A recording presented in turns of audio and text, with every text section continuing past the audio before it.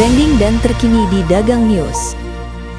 Petroleum Nasional Berhad Petronas dijangka mengambil pendekatan lebih berhati-hati dalam perbelanjaan modal capex pada tahun-tahun akan datang susulan pertikaian undang-undang yang berlarutan dengan Petroleum Sarawak Berhad Petros serta ketidaktentuan harga minyak global. Firma penyelidikan CGS International berkata, peningkatan pengeluaran oleh OPEC Plus turut memberi tekanan kepada harga minyak mentah dunia sekaligus mempengaruhi perancangan perbelanjaan Petronas.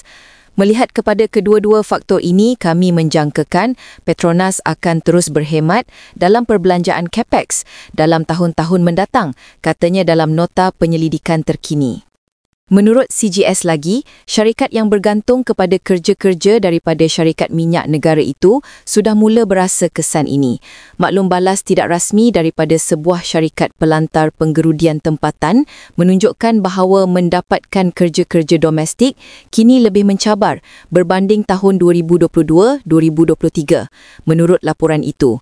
Memandangkan Petronas dimiliki sepenuhnya oleh Kerajaan Persekutuan, tidak mustahil tindakan undang-undang terhadap Petros yang difailkan minggu lalu di Mahkamah Tinggi Kuching telah mendapat restu Perdana Menteri, tambah CGS. Firma itu menjangkakan kes ini mungkin akan dibawa sehingga ke Mahkamah Rayuan dan Mahkamah Persekutuan, memandangkan implikasi ekonomi dan perundangan yang besar terlibat. Namun begitu, lanskap politik yang dinamik ketika ini boleh mendorong usaha Sarawak untuk menjadi pengagregator tunggal gas di negeri itu diterima secara politik sekaligus membuka ruang kepada Petros mencapai matlamatnya.